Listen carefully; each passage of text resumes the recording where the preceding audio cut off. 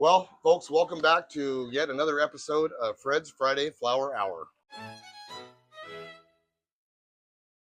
I am surprised that we're still doing this. As usual, my co-host, Cash Carmandi, is here with me. Cash, are you also surprised that we're still on the air? I sure am surprised we're still here. Yep, haven't been canceled yet. Okay, we know we're running short on episodes, and according to my L&I representative, this is kind of in the works on whether this is okay or not. So we're gonna find out shortly on that. Not okay for your employers to do things sometimes that you really don't want to do. So anyway, we're gonna move on. Surprisingly, we have actually got Billy here today. You know, we bring in a junior gardener every week, and this guy has been absent every episode so far, but he has actually finally scheduled up and showed up today. So we are going to invite Billy onto the show. God, he's just a handsome son of a gun, though, isn't he? Well, thank you, dog. See money. Glad to have you, Billy. Good to see you. I don't know what to say. Speechless is the word. You said you were a big fan, and I really didn't believe you until this moment just now. I'm not quite sure if I'm having a glitch in the matrix or if I'm standing next to a funhouse funny mirror. But sure enough, here we are. And might I say, you were looking good, Billy.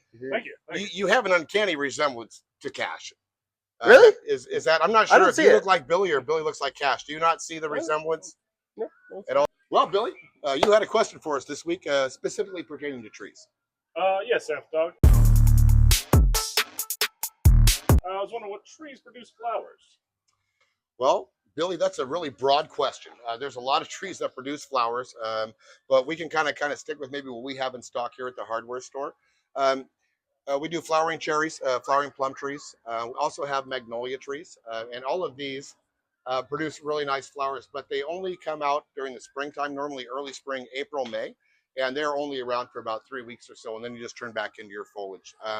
Cash, behind you is one of our flowering pear trees, and Billy, this is actually a flowering magnolia tree. Ooh. And I don't know if you can see the tag that the flowers that they produce are basically just huge, like magnolias. The flowering pear tree, actually, the entire stalk will be filled with flowers. And they both do really well in our area. They're both zoned for us. And we've also got, other than trees that just produce flowers, there are a lot of really nice trees as far as ornamentals go. We've got a lot of Japanese maples here in stock at the store, anywhere from the waterfalls to the blood goods, and anywhere from your full moons, which for some reason makes me think of my big fella right here. But we've got full moons and full moon fern leaf. But there's a lot of varieties here at the store. And fern leaf makes me think about you. And so the full moon fern leaf, if that doesn't make you think of Billy, I really don't know what else would.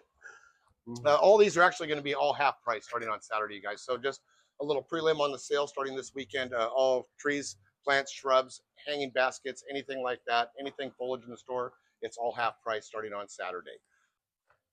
What do you got in your hand, buddy? It looks like a big cube of butter.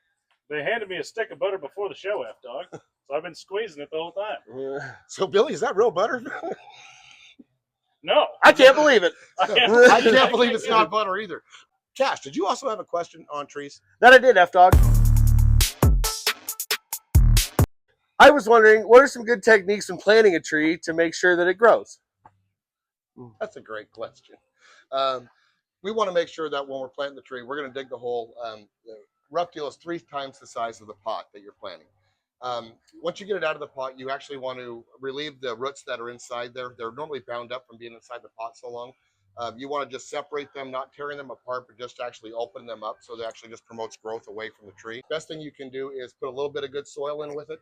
Get that 3 times the size hole, fill it all back in. Try to get it packed down good to get all the air pockets out of it. And then get yourself about 2 to 3 inches of good organic mulch. Get that applied on top. Just don't get it all the way to the trunk. We want to give it about 3 or 4 inches away from the trunk, and then let that nutrients work in from the mulch. And that will pretty much ensure that you're going to have a well-established tree. So evidently, one of our 12 viewers is actually from Georgia and was a little offended by our creeper comment. And we totally get it. We understand that it's not like you're from Kingston.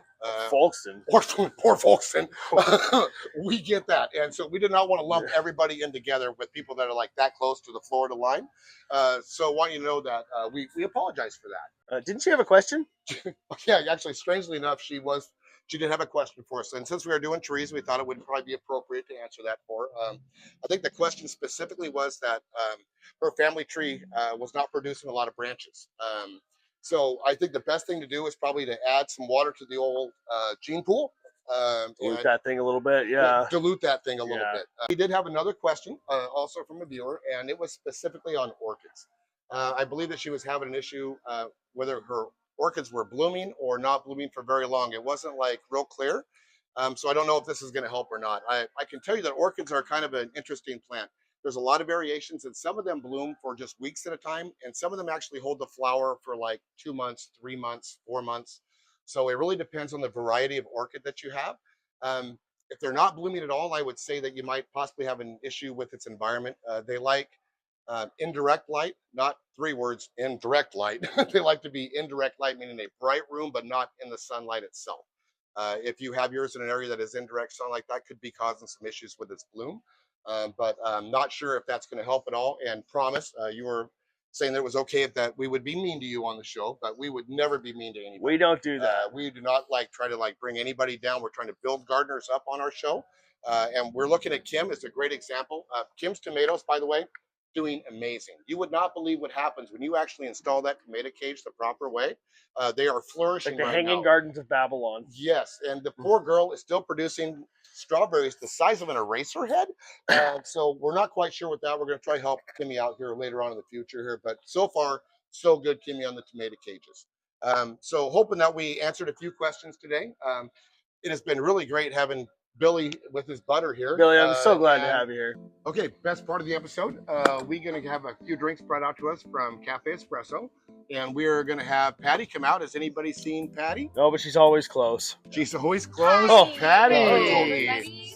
Oh. Today I have brought us something very special. What are we drinking? We have a strawberry lime lemonade with Power Up in it, which has 160 milligrams of caffeine in there.